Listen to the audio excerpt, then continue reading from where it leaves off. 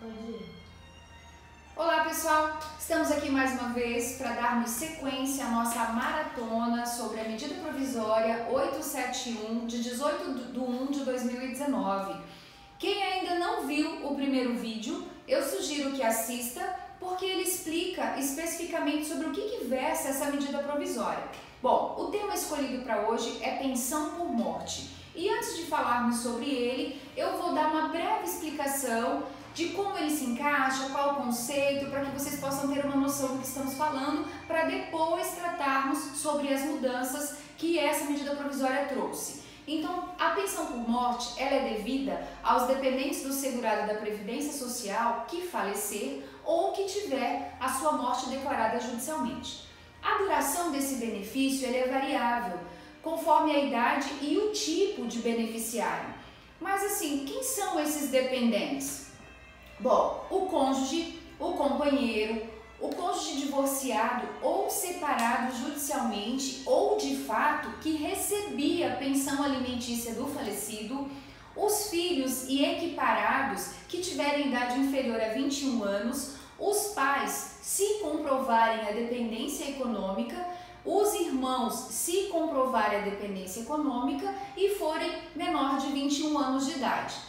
Então, dito isso, vamos analisar como era a pensão por morte antes da medida provisória e como ela ficou atualmente. Bom, para os dependentes menores de 16 anos, não havia prazo para requerimento da pensão por morte. E quando pleiteavam o recebimento da pensão, recebiam os valores desde a data do óbito. Isso é como era. Como que ficou? Hoje, os dependentes menores de 16 anos passaram a ter prazo para requerer a pensão por morte, que é de 180 dias para receber a pensão desde a data do óbito.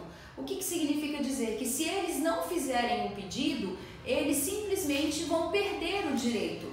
E essa determinação passa a viger de imediato, a partir de agora.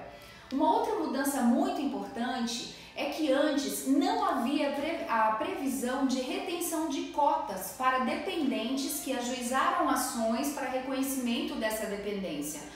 Como ficou hoje? Hoje já há possibilidade de habilitação provisória para os casos em que há ajuizamento de ação que discute o reconhecimento da paternidade.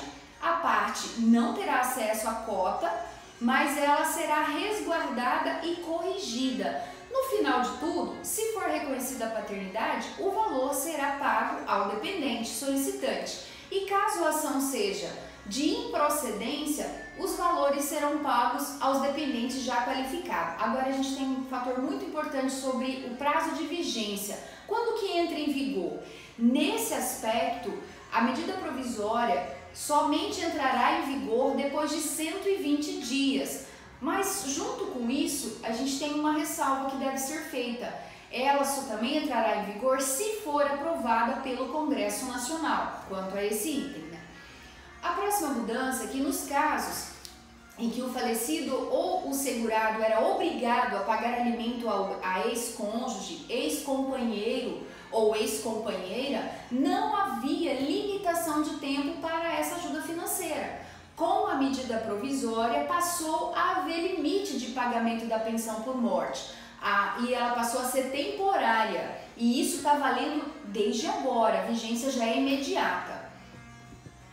Dito isso, eu gostaria de registrar que a mudança de prazo para os menores de 16 anos, como já falado anteriormente, em que a MP passa a ser 180 dias o prazo para o dependente requerer o direito de receber o benefício desde a data do óbito, fere previsão expressa do Código Civil. Logo, acredito que não será aprovada pelo Congresso Nacional. Nesse sentido, eu me refiro ao artigo 198, inciso 1 e o artigo 3º desse diploma, que assim prevê. Artigo 198. Também não corre prescrição, inciso 1, contra os incapazes que trata o artigo 3º.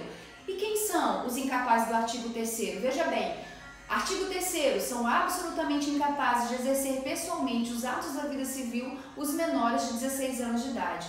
Logo, pessoal, se isso for aprovado pelo Congresso Nacional, há notório ferimento à previsão expressa do Código mesmo porque as pessoas que são menores de 16 anos não estão aptos a praticar atos na vida civil, ok? Fica a dica, atente-se para essas mudanças. O próximo tema que nós traremos ainda sobre a medida provisória 871 será sobre auxílio reclusão.